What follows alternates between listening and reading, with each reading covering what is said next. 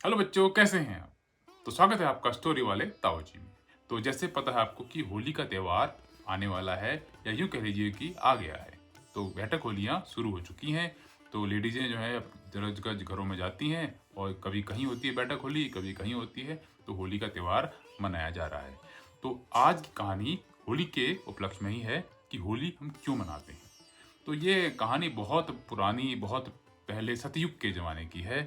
तब उस समय बहुत ही प्रतापी दैत्य राजा हुआ करते थे, हिरण्याक्ष और हिरण्यकश्यप। दो भाई थे, ठीक है। तो हिरण्याक्ष का वध भगवान विष्णु ने वराह अवतार लेकर कर दिया था। तो बहुत पहले सतयुग की बात है कि दो पराक्रमी दैत्य हुआ करते थे, हिरण्याक्ष और हिरण्यकश्यप। ठीक है, ये दो भाई थे, तो बहुत ही पराक्रमी थे। इन्होंने देवताओं को, ऋषि मुनियों को और सारे पृथ्वीवासियों को परेशान करके रखा था।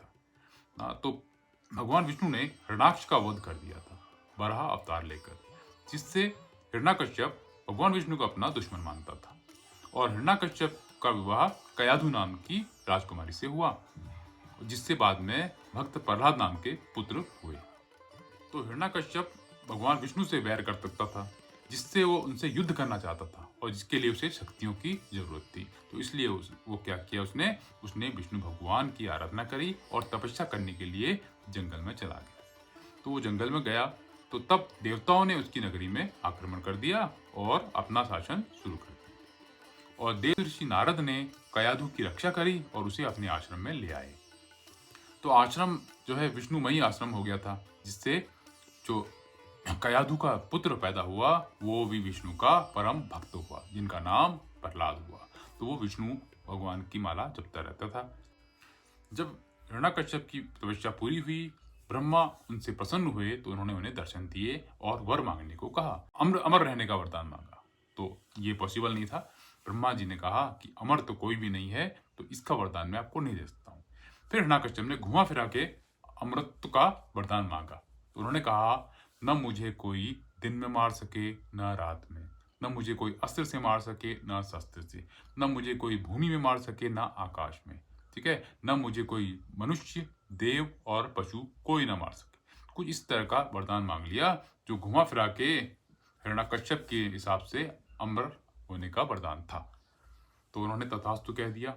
फिर वो अपनी नगरी में आए और उन्होंने देवताओं को हरा करके फिर अपना शासन ले लिया कि सब मेरी पूजा करें। लेकिन उनके खुद घर में उनका जो पुत्र था प्रहलाद, वो विष्णु भगवान को मानता था, वो उन्हीं को भगवान मानता था। तो इससे वो नाराज होकर उसने बहुत समझाया उन्हें, लेकिन वो नहीं माने। तो उनको मारने की भी बहुत कोशिश की, कभी भवन से गिरा दिया, कभी विष पिला दिया, लेकिन उनसे उसका कोई असर नहीं हुआ।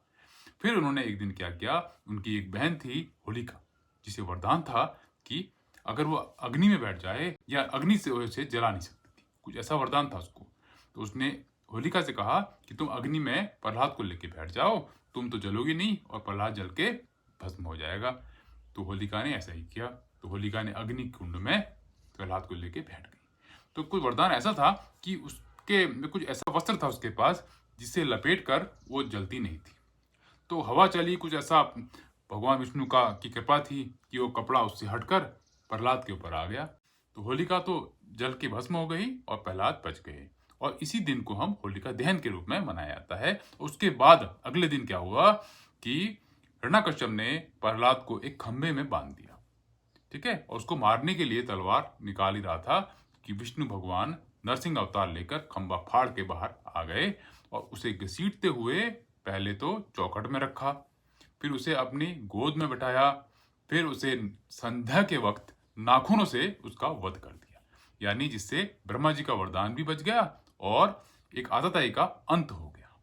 तो उस दिन को हम पहले दिन जब होलिका दहन को मनाते हैं, उसके अगले दिन खुशी में हम गुलाल खेलते हैं और होली मनाते हैं। तो अति प्रचलित कहानियों में एक कहानी हमने आज सुनी है, और फिर इसकी और भी कहानियां हैं होली क्यों मनाई जाती है, क्योंकि अलग अलग प्रांतों में अलग अलग कहानियां प्रचलित हैं। तो नेक्स्ट एपिसोड में हम नई कहानी लेके आएंगे होली की, क्योंकि होली का त्यौहार चल रहा है। तो अगर आपको ये कहानी अच्छी लगती है तो लाइक कीजिएगा, शेयर कीजिएगा। फिर मिलते हैं नई वीडियो में, तब तक के लिए गुड।